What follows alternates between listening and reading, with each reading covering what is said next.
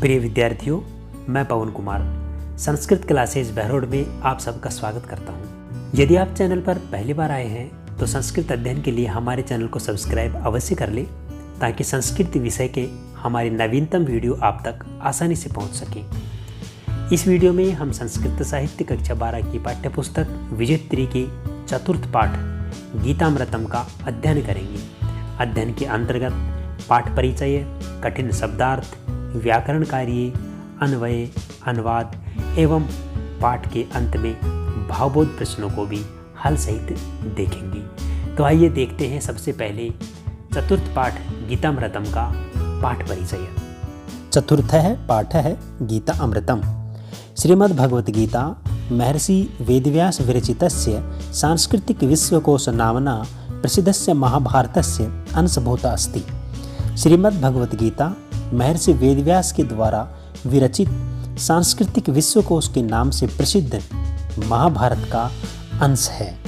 गीता स्वतंत्र ग्रंथया अपि संस्कृत साहित्यस्य सर्वोच्चम गौरवभूतं ग्रंथरत्न रूपेण जनैः समाद्रियते।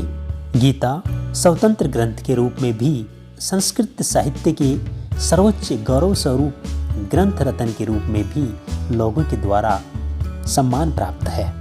भगवत गीता श्रुतीनाम उपनिषदानाम दर्शनानाम च सारतत्वं प्रस्तौति। श्रीमद् भगवत गीता वेदों का, उपनिषदों का और दर्शनों का सार तत्व प्रस्तुत करती है। उपनिषत्सु दार्शनिक विचाराणाम सिद्धांतानां वा काठिन्यम अस्ति, परंतु गीतायां मनुज्ञया पद्धत्या तेषां संक्षेपतः भाव प्रकाशम अतीव हृदय प्रतीयते। उपनिषदों में दार्शनिक विचारों अथवा सिद्धांतों की कठिनता है, परंतु गीता में मनोरंजक पद्धति से उनका संक्षेप में भाव प्रकाशन अत्यंत रमणीय प्रतीत होता है, यथोक्तम जैसा कि कहा गया है। सर्व उपनिषदों गावो दोग्धा गोपाल नंदन है, पार्थो वत्सः सुधीर भोक्ता दुग्धम गीतामृतम महत। सभी उपनिषद गाय हैं। उपनिषद रूपी गाय को दूहने वाले भगवान श्री कृष्ण हैं। अर्जुन बछड़ा है और गीता अमृत रूपी दूध को पीने वाले विद्वान सुधीजन हैं। कितने सुंदर तरीके से गीता के महत्व को बताया गया है। यहाँ उपनिषदों को गाय के रूप में बता करके उस गाय के दूध को दूहने वाले भगवान श्री कृष्ण को बताया, बछड़ा अर्जुन को बताया और उपनिषदों के सार तत्व को जो गीता प्रस्तुत करती है उस गीता के ज्ञान को दूध बताया तथा उस गीता अमृत रूपी दूध को पीने वाले विद्वान सुधीजन बताए गए हैं। यदि केवलम सप्तशती गीते का एव अध्ययते विविच्यते चिंत्यते लौकिक जीवने व्यवह्रियते च तरहि मानव जीवनम सर्वथा सुख शांति समन्वितम समुन्नतिम च भविष्यति। यदि केवल 700 श्लोकों वाली एक गीता को ही पढ़ लिया जाए, उसका चिंतन कर लिया जाए और लौकिक जीवन में अपना लिया जाए, मानव जीवन हमेशा सुख शांति से युक्त होकर उन्नति को प्राप्त होगा। समालोचनेन एतत् सिद्ध्यति यदि गीता मानव जीवने कर्म उपदेशम प्रसारयति लोकहितं संपादयति लोक जीवने च निःश्रेयसे कल्पते। समीक्षकों के द्वारा ये सिद्ध किया गया है कि गीता मानव जीवन में कर्म का उपदेश देती है, लोकहित साधती है यानी कि लोकहित का संपादन करती है, लोक जीवन में कल्याण की कामना करती है। इदं मे विशिष्टम आलक्ष्य श्लोकम इदं केनापि साधु उच्यते। इसी विशिष्टता को ध्यान में रख करके यह श्लोक किसी के द्वारा उचित ही कहा गया है। गीता सुगीता कर्तव्या किम अन्यै शास्त्र विस्तरैः या स्वयं पद्मनाभस्य मुख पद्मात् विनिःसृता। भाव यह है कि गीता का सुंदर गान करना चाहिए, अन्य शास्त्रों का विवेचन करने से क्या प्रयोजन, जो गीता स्वयं भगवान श्री कृष्ण की मुख रूपी कमल से निकली है। श्रीमद् भगवत गीता महाभारतस्य भीष्म पर्वणि विद्यते। श्रीमद् भगवत गीता महाभारत के भीष्म पर्व में विद्यमान है। अर्थात भगवत गीता महाभारत के भीष्म पर्व में है। कुरुक्षेत्रस्य युद्धभूमौ विषादग्रस्त अर्जुनाय निष्काम कर्मणः शिक्षां प्रयच्छता भगवता श्रीकृष्णेन अत्र ज्ञान भक्ति कर्मणां समन्वयः प्रस्तुतः है। कुरुक्षेत्र की युद्ध भूमि में विषादग्रस्त अर्जुन के लिए निष्काम कर्म की शिक्षा प्रदान करते हुए भगवान श्री कृष्ण के द्वारा यहाँ ज्ञान भक्ति और कर्म का समन्वय प्रस्तुत किया गया है।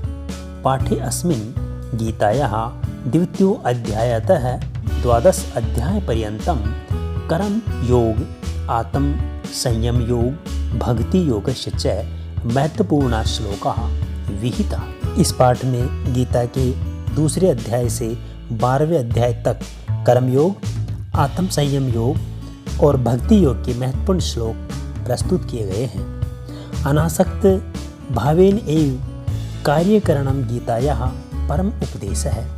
अनासक्त भावना से कार्य करना ही गीता का परम उपदेश है, यानी कि आसक्ति रहित होकर के कार्य करना ही गीता का परम उपदेश है। ज्ञान विज्ञान समन्वय है निष्काम कर्म दीक्षा अनासक्त भावेन क्रियमाण कर्मणो बंधन मुक्तित्वं कर्तव्य पालनेन श्रेयः संपादनत्वं च सर्वम् अपि प्रतिपादनम अतीव सारल्येन वर्णितम अस्ति। ज्ञान विज्ञान का समन्वय निष्काम कर्म की दीक्षा अनासक्त भाव से किए जाने वाले कर्म से संसार रूपी बंधन की मुक्ति और कर्तव्य पालन से कल्याण की प्राप्ति, इन सभी का प्रतिपादन भगवत गीता में अत्यंत सरलता से वर्णित है। पाठ परिचय के बाद आइए अब देखते हैं पाठ के श्लोकों को। सर्वप्रथम पाठ में कर्मयोग से संबंधित श्लोक दिए गए हैं, जिनमें प्रथम है योगस्थः कुरु कर्माणि संगम त्यक्त्वा धनंजय सिद्धि असिद्धयोः समो भूत्वा समत्वम योग उच्यते। आइए देखते हैं सबसे पहले हम इस श्लोक के कठिन शब्दार्थों को। योगस्थः का तात्पर्य होता है योग में स्थित होकर। धनंजय यहाँ अर्जुन के लिए आया है। समय समान, संगम आसक्ति को, भूत्वा होकर के। व्याकरण कार्य के अंतर्गत हम देखते हैं त्यक्त्वा पद को। त्यज धातु और कत्वा प्रत्यय से त्यक्त्वा पद बना, जिसका अर्थ होता है त्याग करके, छोड़ करके। सिद्धय सिद्धयोः, इसका संधि विच्छेद होगा। सिद्धि धन असिद्धयोः, इको यणचि सूत्र से यण संधि, क्योंकि यहाँ पर सिद्धि में ई का ये आदेश हुआ है। आइए अब देखते हैं हम इस श्लोक का अन्वय और उसका अनुवाद। अन्वय होगा धनंजय संगम त्यक्त्वा योगस्थः भूत्वा सिद्धि असिद्धयोः समो भूत्वा कर्माणि कुरु यतो हि समत्वम एव योगः उच्यते। अनुवाद देखिए। कुरुक्षेत्र की युद्ध भूमि में जब अर्जुन अपने कर्तव्य कर्म से विमुख होकर मोहग्रस्त हो जाते हैं, तब भगवान कृष्ण उन्हें कर्म योग का उपदेश देकर उन्हें अपने यथोचित कर्तव्य कर्म की प्रेरणा देते हुए कहते हैं कि हे अर्जुन, तुम योग में स्थित होकर आसक्ति को त्याग कर सिद्धि और असिद्धि को, यानी सफलता और असफलता को समान मानकर अपना कर्म करो, क्योंकि समानता की भावना को ही, अर्थात हर स्थिति में संभाव रखने को ही योग कहा जाता है। दूसरा श्लोक देखिए। नियतम कुरु कर्म त्वम कर्म ज्यायो ही अकर्मणः शरीर यात्रा अपि च तेन न प्रसिद्ध्येत अकर्मणः। इसके कठिन शब्दार्थ हैं। नियतम का अर्थ होता है निश्चित किए हुए, यानी शास्त्रों के द्वारा निश्चित। अकर्मणः का अर्थ होता है कार्य न करने से। ज्याय का अर्थ होता है श्रेष्ठ। प्रसिद्ध्येत सिद्ध होगा। व्याकरण कार्य देखें। है कर्मणः ही धन अकर्मणः, ई का ये आदेश, इको यणचि सूत्र से यण संधि। शरीर यात्रापि, शरीर यात्रा, धन अपि, आ और ए मिलकर के आ आदेश। अकह सवर्णे दीर्घ सूत्र से दीर्घ संधि। प्रसिद्धियेद अकर्मणः का संधि विच्छेद होगा प्रसिद्धियेद धन अकर्मणः। व्यंजन संधि के अंतर्गत जसत्व संधि, ये इसका व्याकरण कार्य हुआ।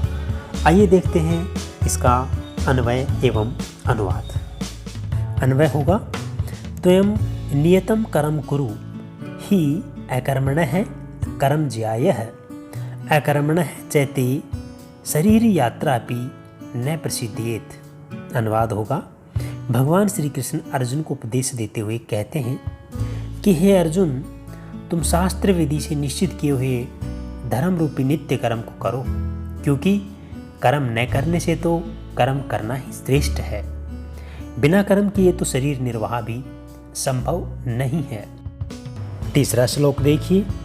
कर्मणैव ही संसिद्धिम आस्थिता जनक आदयः लोक संग्रहम एव अपि संपश्यन कर्तुम अर्हसि। इस श्लोक के कठिन शब्दार्थ देखें। कर्मणा एव कर्म के द्वारा ही, संसिद्धि परम सिद्धि को, आस्थिता का तात्पर्य होगा प्राप्त हुए हैं, संपश्यन देखते हुए या देखता हुआ, अर्हसि योग्य हो। व्याकरण कार्य में हम देखते हैं कर्मणेव का संधि विच्छेद, कर्मणा धन एव आ धन ए बराबर आई। वृद्धि रेचि सूत्र से वृद्धि संधि। जनक आदय है, जनक धन आदय है, ए और आ मिलकर के आ आदेश। अकह सवर्णे दीर्घ है सूत्र से दीर्घ संधि। आइए अब अपन देखते हैं इस श्लोक का अन्वय और अनुवाद। श्लोक का अन्वय होगा ही जनक आदय है कर्मणा एव संसिद्धिम आस्थिताः लोक संग्रहम संपश्यन एव अपि कर्तुम अर्हसि।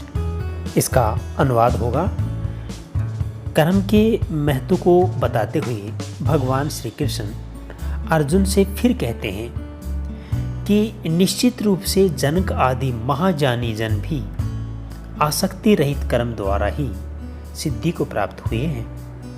इसलिए और लोक व्यवहार को देखते हुए तुम भी कर्म करने के योग्य हो। भगवान श्री कृष्ण अर्जुन को बार बार अपने कर्तव्य की निर्वाह की प्रेरणा दे रहे हैं और वो कह रहे हैं कि जनक आदि महाज्ञानी लोग भी इस संसार में कर्म के माध्यम से ही सिद्धि को प्राप्त हुए हैं। अतः हे अर्जुन, तुम्हें भी अपना क्षत्रिय धर्म रूपी कर्तव्य का पालन करना चाहिए। चौथा श्लोक देखें। यत यत आचरति श्रेष्ठः तत् तत् एव इतरः जनः स यत् प्रमाणम कुरुते लोकः तद् अनुवर्तते। कठिन शब्दार्थ देखिए। यत यत जो जो, तत् तत् वह वह, इतरः अन्य या दूसरा, आचरति आचरण करता है।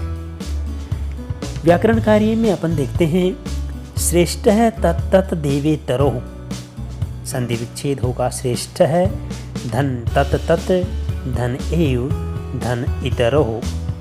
यहाँ सत्व विसर्ग संधि पहले है, इसके बाद व्यंजन और एव धन इतरो में गुण संधि। लोकस तद अनुवर्तते का संधि विच्छेद होगा लोक है धन तत् धन अनुवर्तते। यहाँ लोक है धन तत् में सत्व विसर्ग संधि, तत् धन अनुवर्तते में व्यंजन संधि। आइए अब देखते हैं अपन अन्वय और इसके बाद अनुवाद।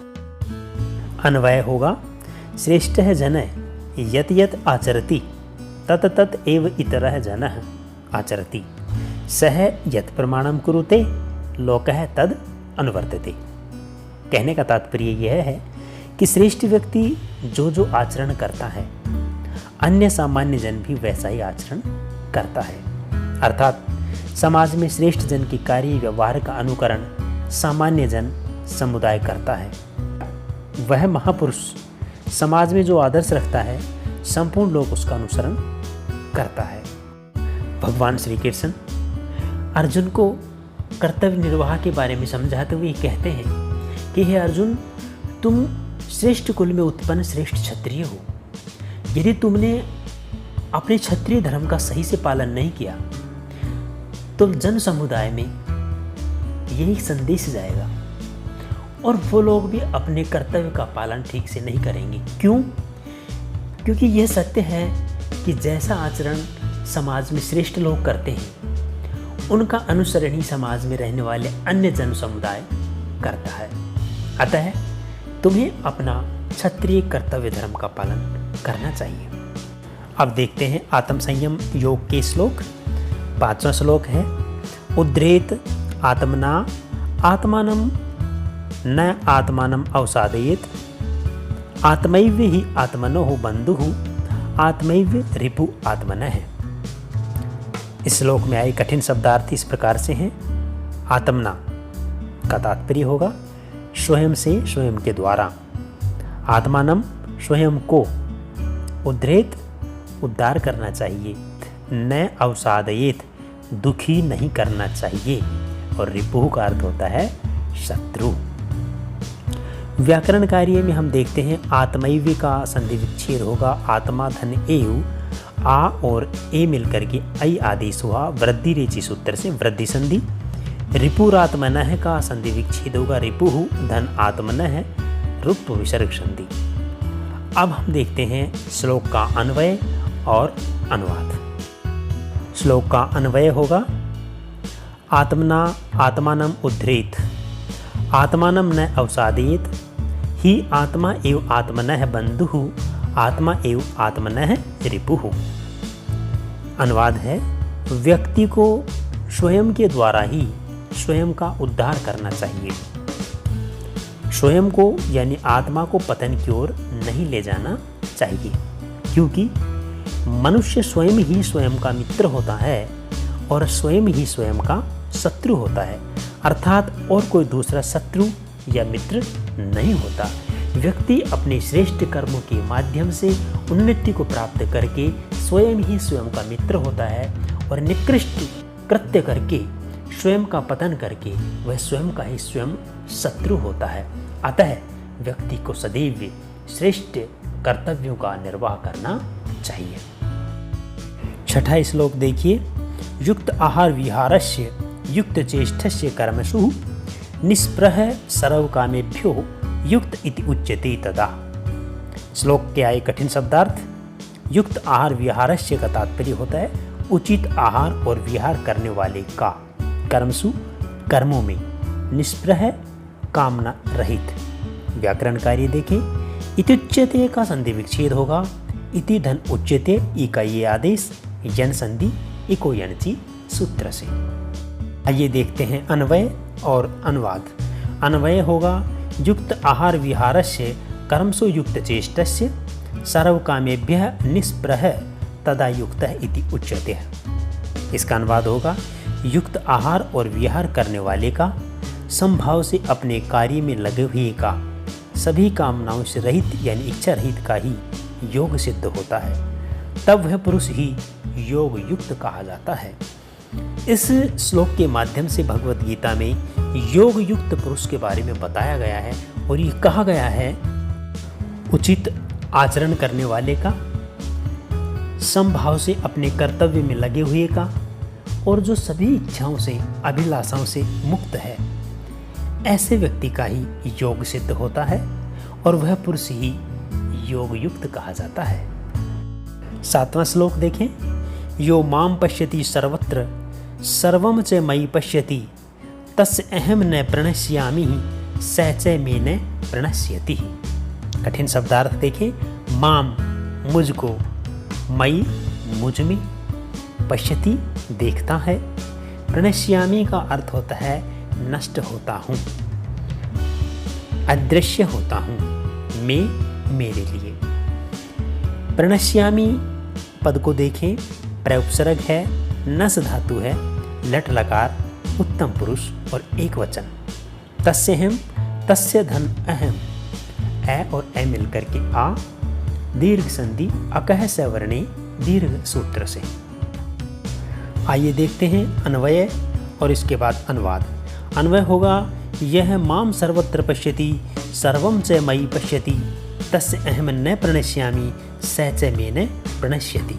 इसका अनुवाद होगा, भगवान श्री कृष्ण अर्जुन से कहते हैं कि जो व्यक्ति सभी प्राणियों में आत्मस्वरूप मुझ ब्रह्म को देखता है और सभी प्राणियों को मुझ में देखता है, उसके लिए मैं नष्ट नहीं होता, अर्थात उसके लिए मैं सदा उसके साथ रहता हूँ, कभी अदृश्य नहीं होता और वह मेरे लिए नष्ट नहीं होता, यानी वह मुझसे अलग नहीं होता।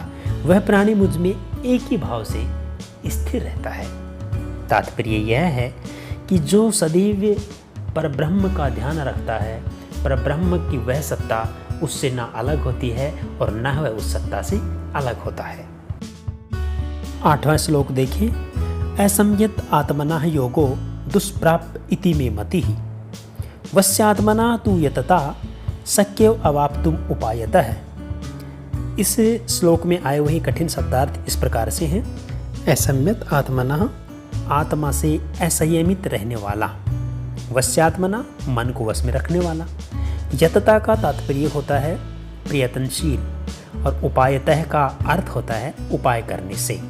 अवाप्तुम का अर्थ होता है प्राप्त करने के लिए और शक्य का अर्थ होता है सहज है। व्याकरण कार्य में हम देखें, शक्य है धन अवाप्तुम धन उपायतः है। यहाँ शक्य है धन अवाप्तुम उत्तो विसर्ग संधि होगी और अवाप्तुम धन उपायतः व्यंजन संधि होगी और पद बनेगा शक्यो अवाप्तुम उपायतः है। ठीक है, अब अपन देखते हैं इसका अन्वय और इसके बाद इसका अनुवाद। अन्वय होगा, असंयत आत्मना योगः दुष्प्राप भवति तु वस्य आत्मना यतता उपायतः अवाप्तुम शक्यः इति मे मति। अनुवाद होगा, श्री कृष्ण कहते हैं कि असंयमित व्यक्ति द्वारा योग प्राप्त करना बहुत कठिन है और मन को वश में रखने वाले प्रयत्नशील पुरुष द्वारा उपाय करने से योग प्राप्त होना सहज है। कहने का भाव यह है कि असंयमशील व्यक्ति कदापि योग की अवस्था को प्राप्त नहीं कर सकता, किंतु जिस व्यक्ति की इंद्रियां वश में है वह प्रयत्न पूर्वक योग की अवस्था को प्राप्त कर सकता है। अतः संयमशील प्रयत्नशील पुरुष के लिए योग की अवस्था को प्राप्त करना सहज है। इस वीडियो में इतना ही। अगले वीडियो में हम पाठ के शेष बचे हुए श्लोकों को एवं भावबोध प्रश्नों को देखेंगे, तो जुड़े रहिए, पढ़ते रहिए। आशा करता हूँ कि वीडियो आपको अच्छा लगा होगा, तो लाभ उठाइए, शेयर कीजिए और यदि चैनल को सब्सक्राइब नहीं किया है तो सब्सक्राइब कीजिए। अगले वीडियो को लेकर के हम जल्दी ही आपके सामने फिर उपस्थित होंगे। धन्यवाद।